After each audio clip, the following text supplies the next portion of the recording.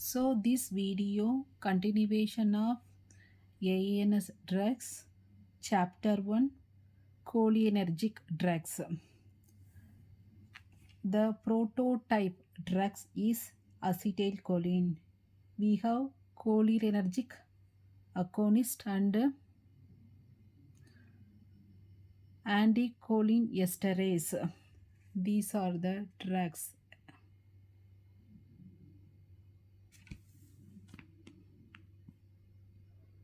Now coming to mechanism of action of anticholinesterase.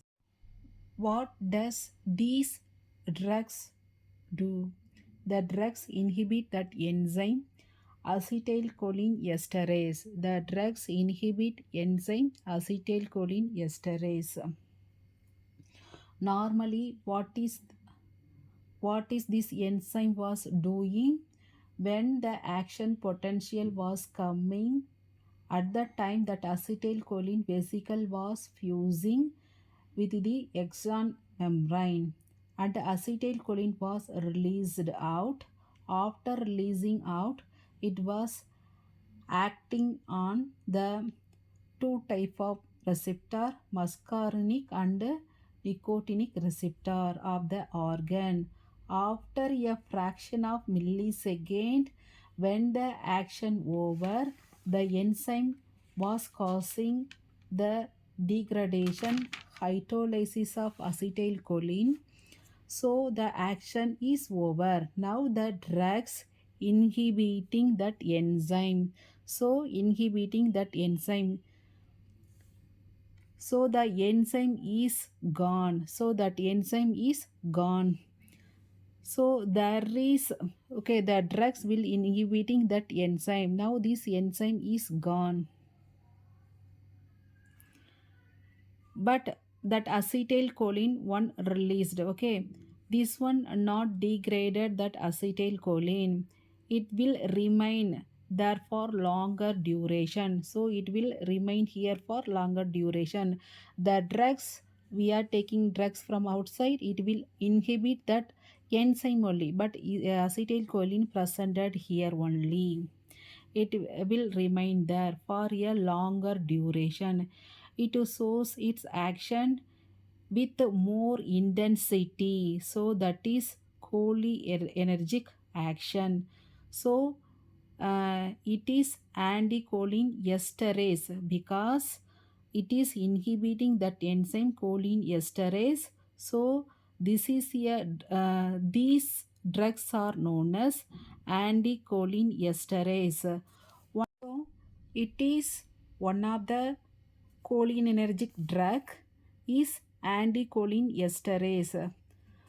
Anticholinesterase means it inhibiting that enzyme cholinase. So it is exaggerating the functions of that endogenous acetylcholine because the enzyme used to degrade acetylcholine. Now there is no one to degrade acetylcholine.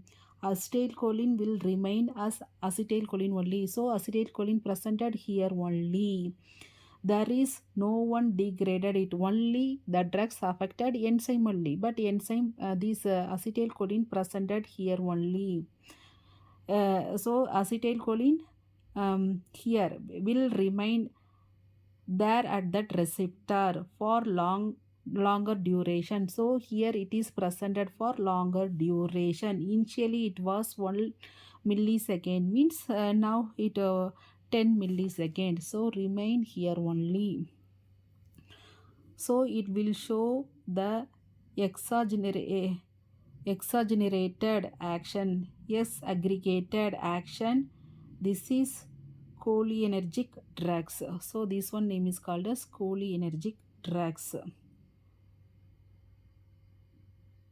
So the drugs inhibiting enzyme only. So acetylcholine presented longer time. Normally 1 millisecond, means now 10 milliseconds. So it shows that action, exaggerating that action.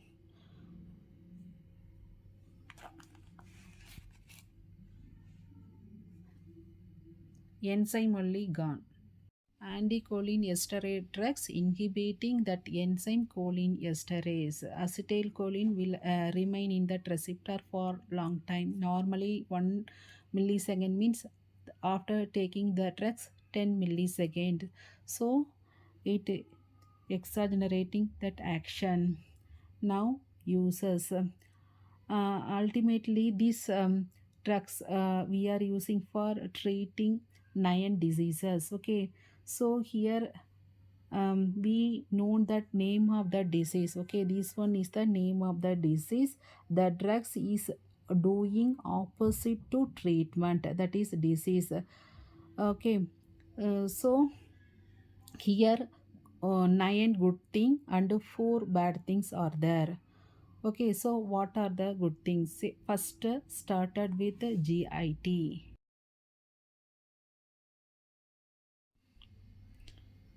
First one is GIT. It is causing that contraction of GIT. So one who is having constipation problem, we will give these drugs. Cholinergic will exaggerated that acetylcholine action on the GIT by inhibiting that enzyme cholinesterase. So these drugs we will give for constipation problem. So this one will exaggerated that acetylcholine action. So that one inhibiting that enzyme.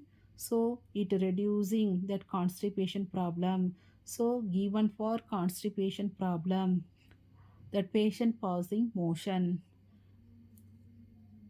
So patient having constipation, we will give the drugs will releasing that constipation, the drugs releasing constipation. Second one is urinary retention. Second problem disorder, urinary retention. Imagine a patient, elder patient, old people, they meet doctor, they inform doctor he cannot pass that urine because of urinary retention. So we knows this destorature muscle contract and sphincter relax, that time only they passing urine. So that destorator contract, sphincter get released, so we passing urine. So if urinary retention is there, doctor will give cholinergic drugs.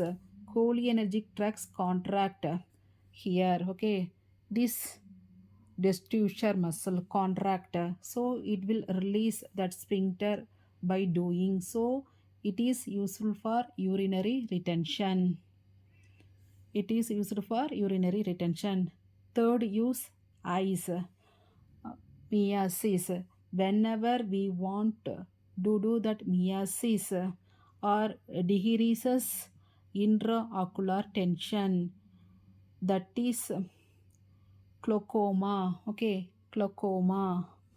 We can give this in the eyes by causing iris contraction, that sphincter pupillary contracting, it causes meiosis.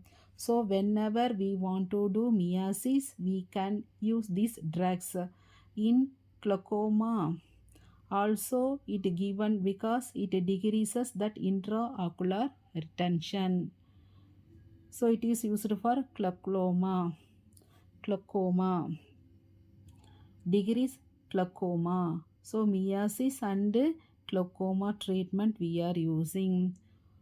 Fourth one is xerostomia. Xerostomia. That dry eyes, dry tongue, dry mouth. So these drugs we are using. Xerostomia using means increases that salivation. Then next one is Alzheimer disease, mind related, memory related disease. So it will causes cognitions, and then it is used for dementia treatment purpose. We are using increasing memory power, we are using these drugs. Then myasthenia gravis, we can give in myasthenia gravis there is antibody absent, the antibodies against that nicotinic receptor. Okay, that myasthenia gravis antibody against the nicotinic receptor. So against the NM receptor we can use the drugs so that the receptor are less, but whatever receptor are less, that action of acetylcholine will accumulated on that. So we can give it for myasthenia gravis. In myasthenia gravis this action is there, it is acting on skeletal muscles and contracting. Next, uses post-operative decurarization. Decurarization. In surgery, we give tu- tubocuranin to do that muscle relaxation. It is a neuromuscular blocker. So once that surgery is done, patient is out of operation theater and a patient in ward. Now patients still feel paralysis, they cannot move hands and limbs. So we will give this